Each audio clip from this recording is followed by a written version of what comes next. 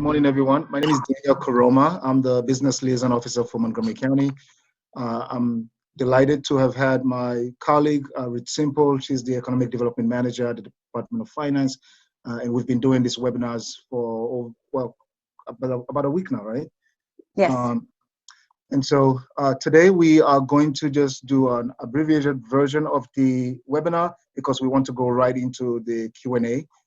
We know there are many questions already, excuse me, and then I know we actually were informed that this webinar is actually at capacity right now. So for those of you who, maybe someone reach out to you, I'm talking about our business resource partners, our chamber partners, and other organizations that have been helping us.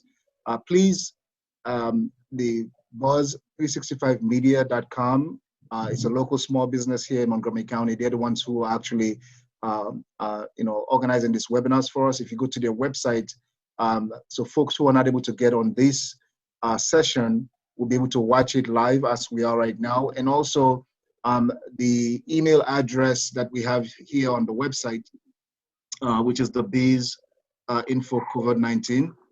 Right here, I just highlighted it. They could send us an email with their questions and we will get back to them with those answers. So just as a summary, we are talking about the Montgomery County Public Health Emergency Grant Program.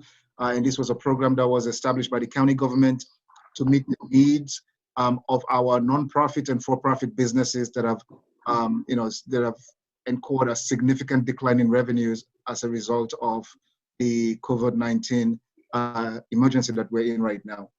And the program itself does establish eligibility criteria, and those for-profit or non-profit businesses that are eligible will be granted up to $75,000. And then also there's another set of about $2,500 in the package that for-profit and non-profit businesses can also apply for separately within the same application. So you can be granted up to $75,000, and you can be granted for any type of telework hardware, software purchases up to $2,500. So with that being said, again, the requirement, according to the legislation, your principal place of business has to be in Montgomery County. If not, 50% or more of your employees have to work in Montgomery County, or more than 50% of your business gross sales must be in Montgomery County. So those are the three parameters around eligibility. And also the program was established for for-profit, non-profit businesses that have 100 or fewer employees.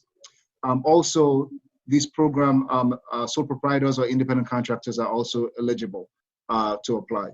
And the key determinant here is that you must have incurred a significant loss in revenue due to the COVID-19 emergency. So with that being said, I'm going to turn it over to my colleague, Ruth. She's going to give some updates, and from there, we'll go straight right into Q&A. Okay, thank you, Daniel. I see that our colleague, Richard Cisneros, has joined us. Richard, you might turn on your mic, Richard. Okay, so Richard is here, is going to join Daniel and I. In the event we have any Spanish speakers on the line and you want to ask your question in Spanish, Richard will be able to help us with that. I would also start out by thanking everybody who has submitted applications. I just looked a few minutes ago, and so far Montgomery County has received about 2,600 applications. And as we speak, we have a team of people that are reviewing and processing, and we have 180 applications under review as we speak. So we are hitting it hard and busy. We'll be working through the weekend to review applications and process as quickly as we can. I hope that everybody who did submit an application got an email response with an application number and further instructions for how to contact us if needed. Other than that, we are processing away, and thank you all for submitting. Keep submitting so that we can try to address as much of a need as we can within the parameters that we have. So I think with that, let's just go ahead and open it up to some questions. Yeah, before we do that, Ruth, can we get go ahead. Richard? Yeah, I want Richard. Richard, can you please just again, do an introduction? Of course, in Spanish as I'll well. do in Spanish, yeah. There you go. Sí. Buenos días a todos. Yo trabajo con el Departamento de Finanzas acá del Condado de Montgomery. Estamos viendo ahora el subsidio que está disponible a través del Consejo y el Ejecutivo del Condado. Ahora, si tienen algunas preguntas que quieran hacer, por favor, no háganlas y yo le haré lo mejor posible para poder responderlas. I think we should also say that we're going to be doing these webinars every morning at 9 o'clock to answer questions and provide updates. And we have specifically scheduled some Spanish-only webinars. The registration and details, times and dates, they're all on the webpage that we're showing you right now. So grab that page and find those details for yourself if that is of interest to you. I should also say on this page, we have a group of organizations that have stepped up and said they'd be willing to offer assistance. So if you want to, there we go. If you check that out, there are lots of groups around the county that have said, we'll help. So if you need some help with an application today or going forward, get in touch with the group that's best for you. Okay. Richard, do you want to make that announcement in Spanish as well? Yeah, let me do that.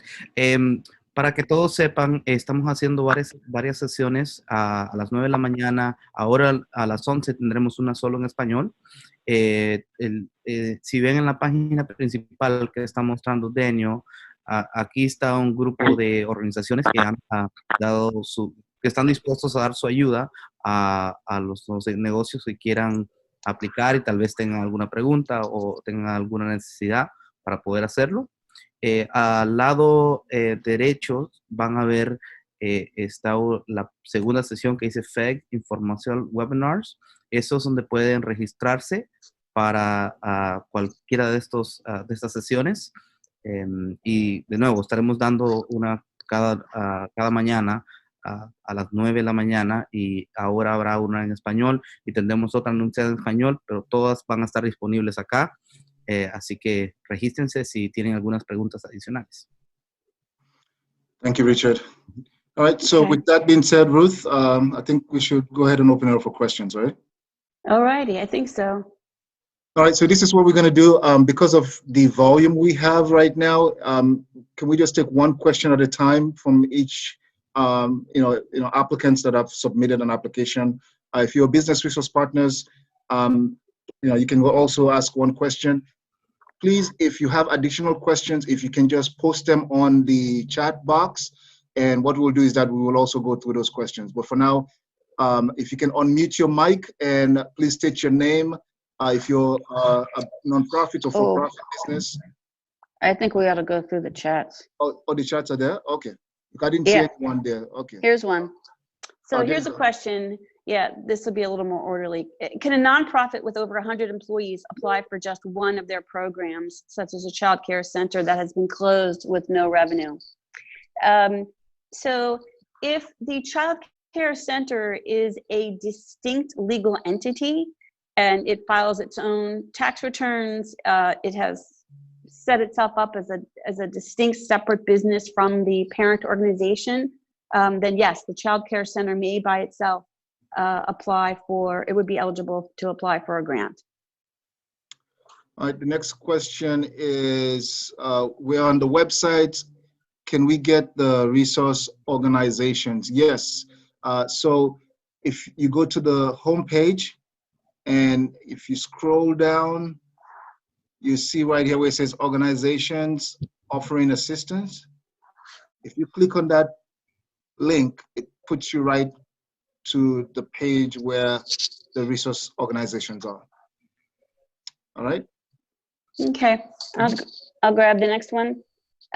So we're getting into some questions about eligibility and calculation. So in order to qualify for a grant, you need to have a demonstrated actual loss of 50% or of revenue or more. So we're looking at top line revenue. We're looking at a couple of years of historical revenues, and we're going to get a monthly average. We're going to compare that to your current month of March. We're going to potentially make some adjustments if necessary based on your information you provide in your application. And then we will calculate the grant award. As Daniel said, applicants can receive up to $75,000 and an additional $2,500 on top of that for technical, teleworking equipment or software. Initially, we are making payments of $10,000 or up to $10,000 for those who have had a 50% loss or more. So there's a question of, do you need to show that 50% loss in order to qualify for the teleworking grant? The answer is yes. In order to qualify for any funding, you need to be demonstrating a 50% or greater loss of revenue for the month of March compared to 2 years prior. Okay? Somebody else said, what is the total amount of the fund? What's the probability we will get funding? So the total amount of the fund that the county council has appropriated to date is $20 million. They are already considering an additional $5 million. And you can follow that activity on our county council website. I think they're going to have a public hearing on that particular issue on April 21st. But right now we're dealing with $20 million. What's the probability you will get funding if you're eligible? That's a good question. I don't know. We're working through these today. We'll keep you up to date on that. All right. How will the county determine significant need beginning March 31st? The real financial hit starts in April. So I would say the real financial need is, again, based on the numbers that Ruth just discussed in terms of 50% loss in revenue is what's been determined as being significant loss in revenues. And then if you meet the other criteria in terms of principal place of business and 100 employees and fewer, then those are the criteria that have been set. So in terms of the reality, well, right now, I think the period we're looking at is the period at which the governor declared the executive order. Any losses in April, those will be considered as future losses, so those will not be covered. So pretty much the month of March would be the month that would be covered in terms of significant decline in revenues. Is that correct, Ruth? Right. Yes. I mean, we're going to leave this, as long as the program's open. If we get into, we have people will have losses. If you get into April and you now have a defined 50% loss, then put in an application and we'll try to deal with it.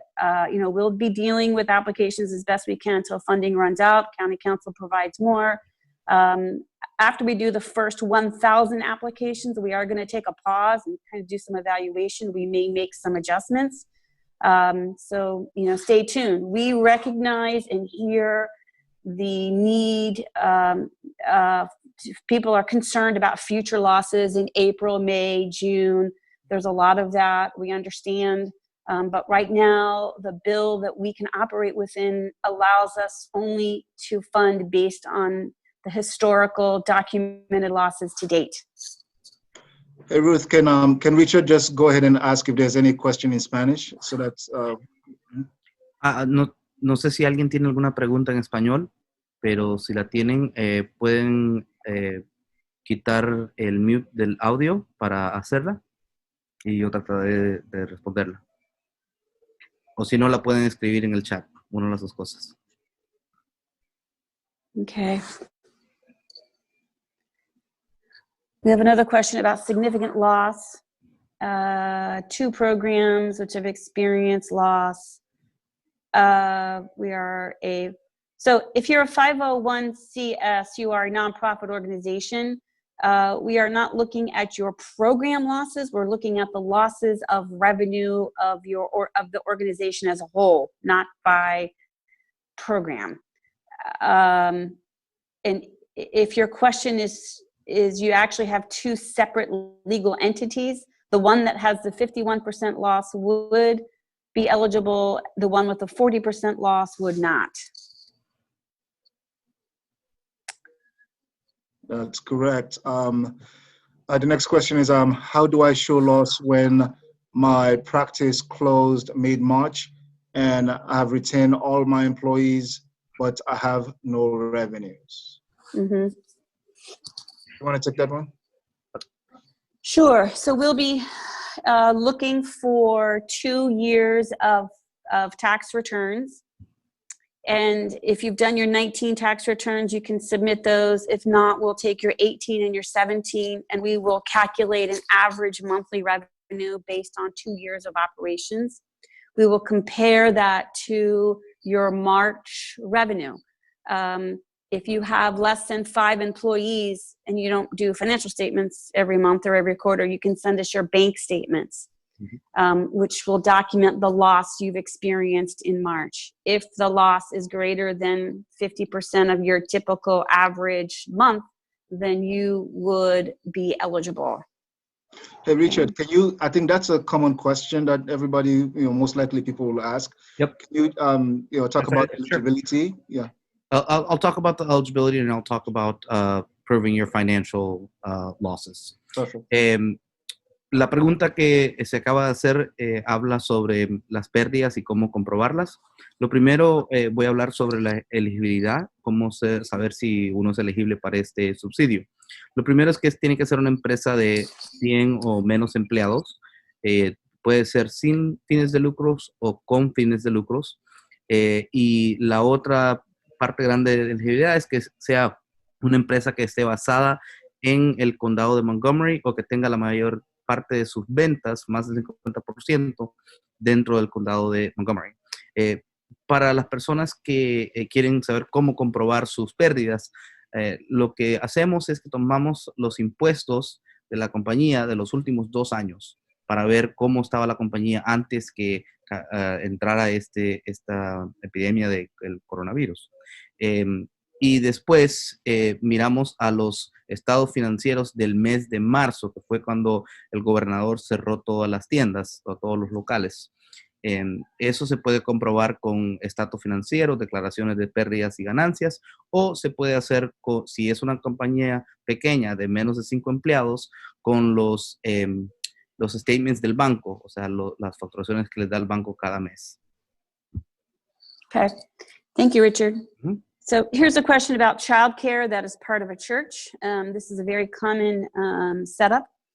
And someone is asking whose financial data is required. Actually, if the childcare center is its own legal entity and files its own taxes, the childcare entity should apply for a grant.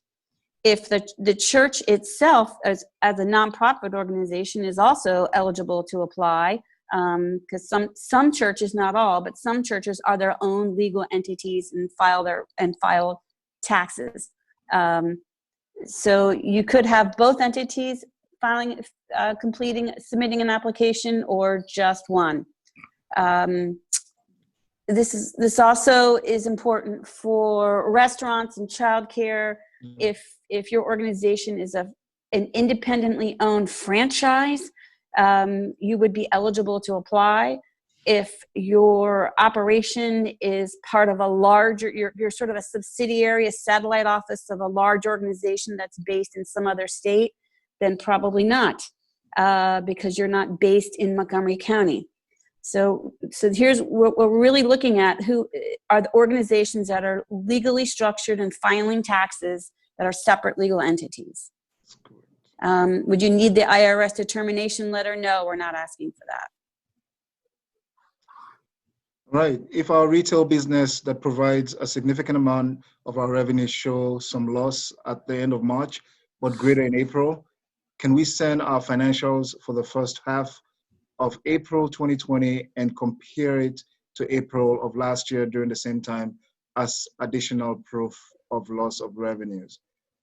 So based on the, in terms of the financials that were requested, again, if you've been in business for over 2 years, so we're looking at 2-year financials, so you can establish the year over year, but also monthly, the average monthly revenues, the top line, and your interims. So if you have January, February, interim statement or P&L statement, that those can be submitted as well. So to your question, Rachel, is yes, submit those, including the interims, which are for January, February, March 2020.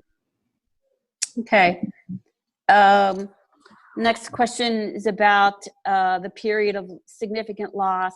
The period of significant loss we're looking at is the month of March. The governor actually closed essential businesses. It was in early March when the public emergency was declared. That's when we're starting. March 5th. March 5th. Mm-hmm. Okay. In the healthcare field, we're talking about the lag of revenue, and we're talking about how difficult April is going to be. April and May are going to be harder months than March.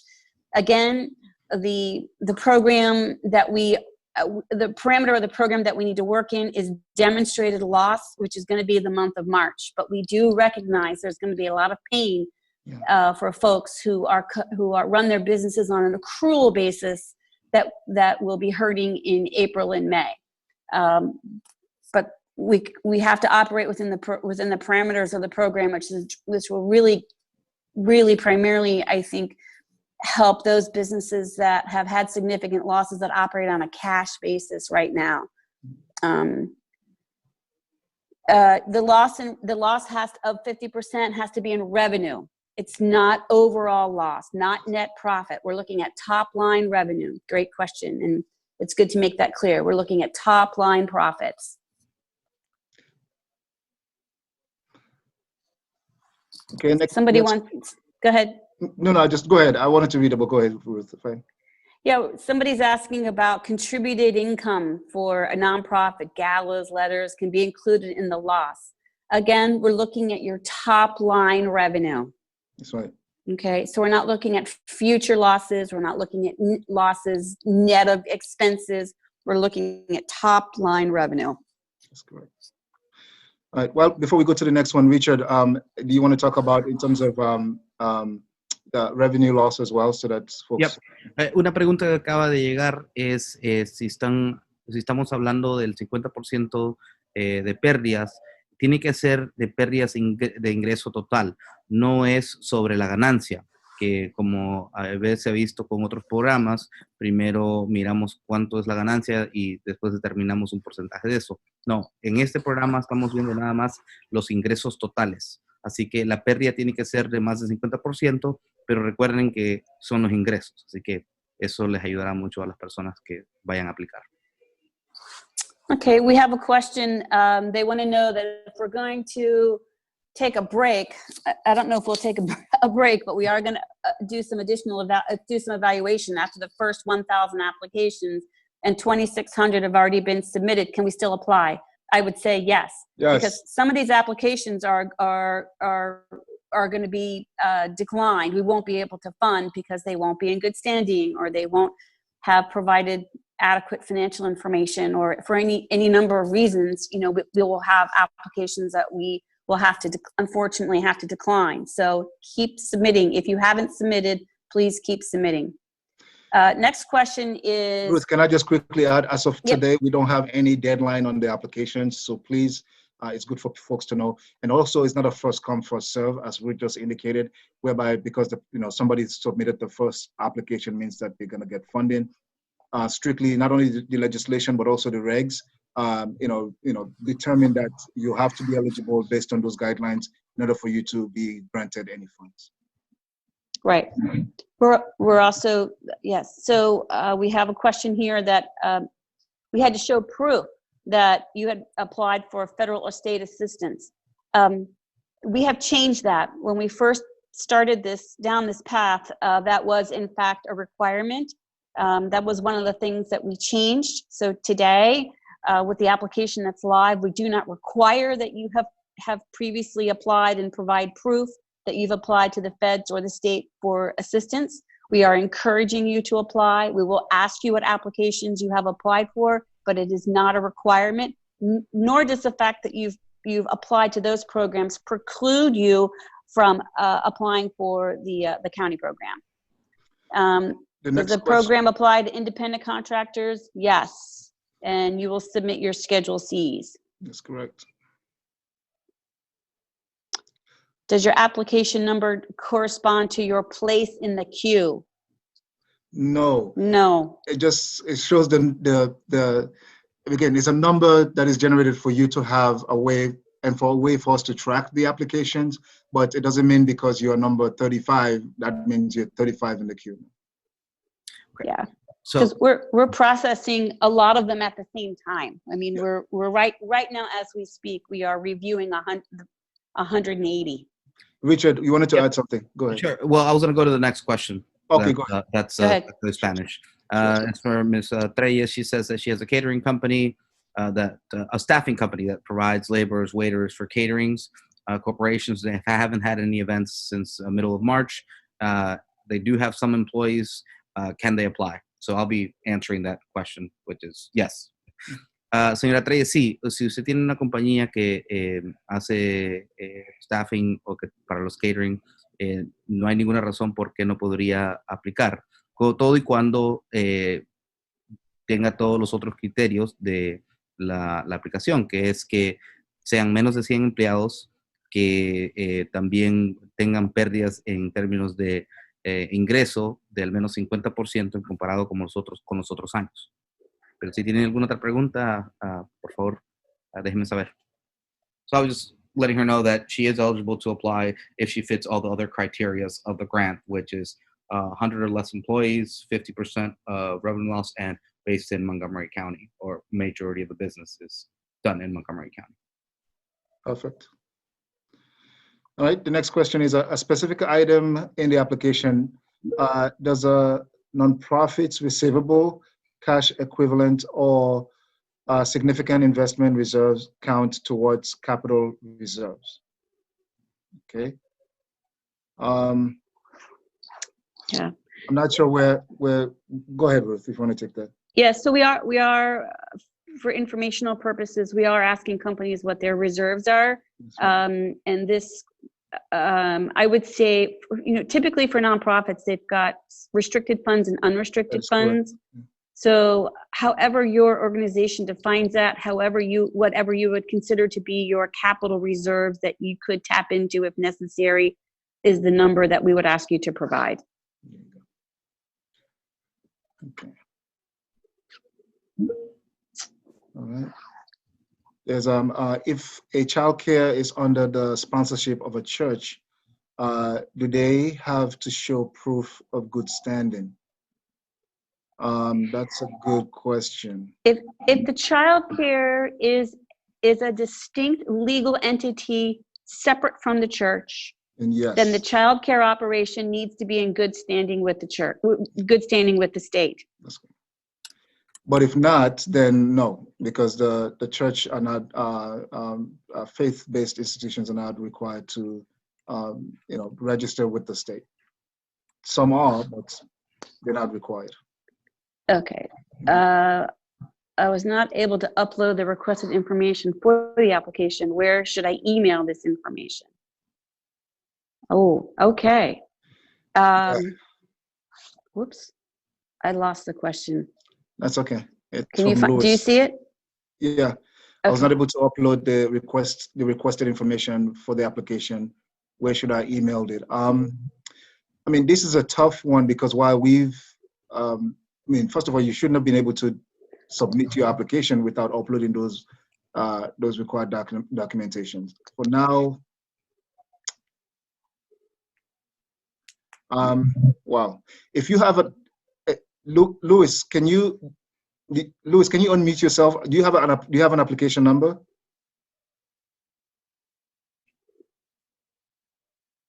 Hey, Louis, can you unmute yourself for a minute? Yes. Do you have an application number? Yes. 595. Oh, no, that's fine. That's fine. The reason I was asking, so you were not able to attach the financials or the legal registration? Yeah, I was not. It was saying that the file was, I guess it was out of the allowed data for uploading a file. There's a box there that says if you cannot upload the application, you should check the box. Yes. So that allows you to finish and submit the application. So I'm thinking that I would receive an email for the application later. Okay. Yes, yes. What will happen is when that application gets assigned to a reviewer, which are people like me. I'm a reviewer. We'll get an application like that, and we'll follow up with you. Okay. Thank you, Louis. All right. Thanks. It might take a little more time, though. Yeah, that's what I was thinking. All right, Louis, you can go ahead and mute yourself again. We'll go to the next question. If changes are made to eligibility for this program, example, extending losses considered to April, May, how will that be announced publicly? Well, so far what we've been doing is we have an entire team of folks reaching out to as many. I mean, we have our business resource partners, we have our chamber partners, we have business organizations and nonprofit organizations that have been helping us to get the word out. We have the informal networks to hard to reach minorities, businesses, and ethnic nonprofits. The goal is that anything that for those of you who are on this webinar, the site that you're in right now, I'm just going to highlight this link. This is where you need to come to get any information about the program. We'll make sure everything is uploaded here. Apart from that, we've identified over 14 channels to reach out to our nonprofit partners and our business partners as well. And we will make sure that whatever we put out, it could be a flyer, it could be a press release. All of that will go out. And it's just amazing how, in the last 24 hours, how we've been able to get the word out. And as Ruth just said, the testimonial is in the application. We have over, 1,000 applications now? Oh, no, we have 2,600, 2,600. 2,600 in less than, less than 14 hours? So that is very impressive. But to that question, as I say, Laurie, if you come back to this page, you should be able to get any update in terms of the extension of the in terms of the months. Not only March, if April is added to it, you will also know that as well. All right, go ahead, Ruth. Alrighty, Chris wants to know, is there a way to submit supplemental information to our application? I hope you submitted all the supplemental information when you completed the application. Yeah. We have been trying to get the word out well ahead of time to encourage people to prepare, have your documents ready to go, look at a sample application, figure out what your answers to the questions are going to be, so that when you sit down and you open up the application, you can fill it out, you can attach your documentation and hit submit. And then we will have a complete application that we can address. We've gotten some feedback that the whole thing takes about 10 minutes. So if you're well prepared, it shouldn't take you very long. That's what we're hearing so far. If your application for some reason falls into the follow-up bucket that we were talking about earlier, the reviewer will contact you. But I have no idea what's going to happen if you just keep submitting things randomly. I agree. I don't think that's the way to go. Okay. Again, we're getting to the future losses. I know this is really hard. We hear you. We feel the pain. We share these concerns about the losses that we know are going to come in April, May, June, July, these ongoing months. But right now, the program parameters require us to stick with the month of March, and a 50% loss documented. 50% loss in revenue documented for the month of March. That's what we can work with right now. But I would encourage you to stay tuned and hang in there and keep watching in case we're able to make changes to the program for future losses. And I would also encourage you, it might be that if we have losses in April, the program's still open, you can submit. So I don't think it's appropriate to say that you'll never be able to submit for April losses. That's correct. I just think what we can say is right now we are processing and approving for March losses. But when you get to the end of April, if you've got significant losses that are over 50%, put in an application. Okay? Richard, you want to Richard, take this one's for you. So it's from Ms. Reyes. Ms. Reyes was asking if the company is established in Maryland but has events that that are outside of Maryland, they're in Virginia, DC, can they still apply? All of our employees are from Maryland. Okay, so señora Reyes, referencia a su pregunta, la pregunta mía para usted sería si la compañía está en el condado de Montgomery, porque recuérdese que este es un subsidio que es para los del condado de Montgomery. Si usted tiene por lo menos más de 50 de los empleados acá y la compañía está físicamente establecida en el Montgomery County, entonces en el condado de Montgomery no habría ningún problema para que pueda aplicar. Pero si no es el caso, entonces tendríamos que ver más información para ver más consideraciones. So, just to let everybody know, I was trying to establish with her because she says the company is established in Maryland, and I was just clarifying that this is from Montgomery County. So, making sure that the company is either based here in Montgomery County or, is not for all of Maryland, basically. Sure. Thank you, Richard. Okay, I'm going to jump to the end of the chat. There's a great question there. If you've already applied, can you submit a new application showing April losses? Yes. There you go. When you get to the end of April, yes.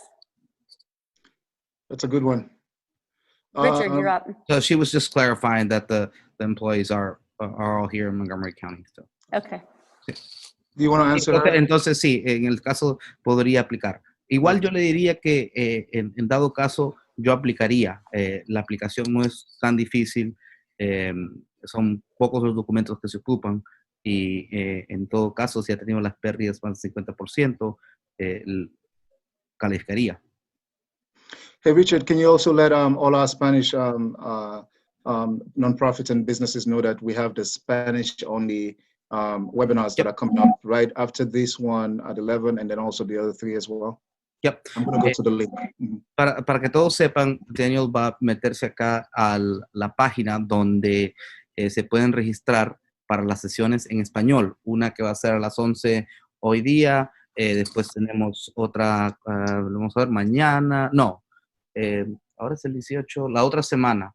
Daniel, what is it, the 20th? El 20 tenemos... Yes, the 20th and then the 22nd. Okay. Tenemos otra sesión el 20 y tenemos otra el 22.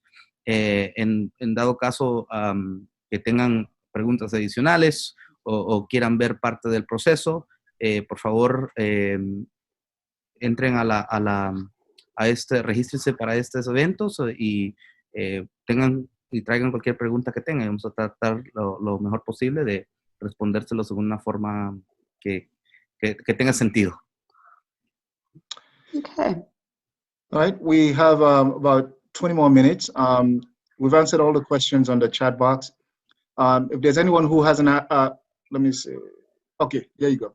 If there's anyone who hasn't asked a question, please unmute yourself and ask a question, and we'll try to answer that as soon as possible.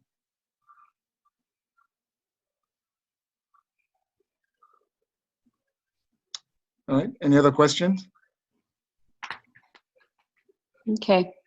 Let's give them our website for questions. Absolutely. So again, if you have any additional question, this is the link to the program page. If you go there, you should be able to send us an email. We have our email address right here for questions. I'm going to highlight it. And again, we will try. There are a bunch of us that will be able to not only respond to you but also make sure we respond to you fast. I think the most important thing right now is for folks that have submitted their application. I'm really happy that Ruth, Richard, and many folks in our finance team that are reviewing these applications are here to answer your questions directly. So therefore, give us some time. You will not be, you heard already, is over 2,600 applications that came in less than 10 hours, right? Because we went live around 3 o'clock or so. So it's been a long, couple of hours, but also as Ruth indicated, we're all working on Saturday as well. to make sure that we're able to answer questions as they come in, or applications reviewed as they come in as well, with the finance department. Ruth, is there anything else you want to add? And from there, we'll go to Richard before we wrap up. I just want to encourage people to hang in there. Thanks for joining, sending us your questions. We are working really hard to process as quickly as we can to get as much help out to as many people as possible. Hang in there, be safe. Check back in with us. Thank Richard? you. Bueno, gracias a todos por venir y hacer sus preguntas. Recuerden que tenemos más preguntas elegibles. Y también, Daniel, if you wouldn't mind going up to this second, to the FAQs. Oh, okay. Spanish FAQs, I don't think I mentioned that they were there. Para que todos sepan en la página, si hay preguntas tal vez que quieran compartir con otras personas, acá están varias versiones, uno de la aplicación y otro de las preguntas que son frecuentes, que la gente puede preguntar si quieren compartirlas, si tienen tal vez un poco más de clarificación que necesitan, están ahí. Así que estaremos trabajando el fin de semana, asegurándose que estas aplicaciones sean procesadas y cualquier cosa, por favor, déjenos saber. All right, everyone. Thank you so much again. So don't forget that for folks who have not, you can also help us get the word out. We're still accepting applications. We want as many people as possible to apply. And if you come to this page, we have information that is shareable. You can download and email it, or just forward the link to someone, another small business, another nonprofit that you think should apply.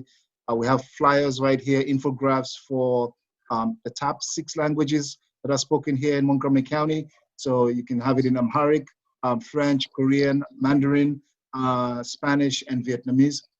All this information we have is, again, for you to, if you want to share, you can share as well with folks. The sample application is here. The reason for that is because it helps you to see all the questions in the online form. Please continue to let folks know that the only way you can submit an application is through the online form. We just provided the sample application so that people can see all the questions that are on the online form. With that being said, remember we're here again tomorrow from 9 a.m. to 10 a.m. And we'll do this for the entire week next week. So Monday through Friday next week. And Saturday. Oh, that's right, on Saturday. Thank you, Ruth, for letting me know. I will be here. Again, you come to this site, we have the list for all the upcoming webinars and Q&A sessions. We know that the application is now up, so therefore we're not going to waste time talking about the program into details. We'll just give you a high-level overview of the program, and then we'll go right into Q&A as we did today, so that we'll have time for folks to ask the questions and for us to give answers. With that being said, thank you everyone for joining us, and we'll go ahead and end this session now. Thank you. Thank you. Thank you. Yes.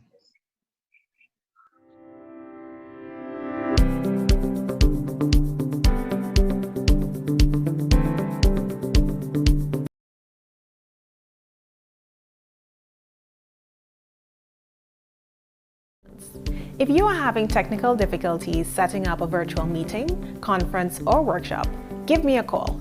Buzz 365 Media is here to help you.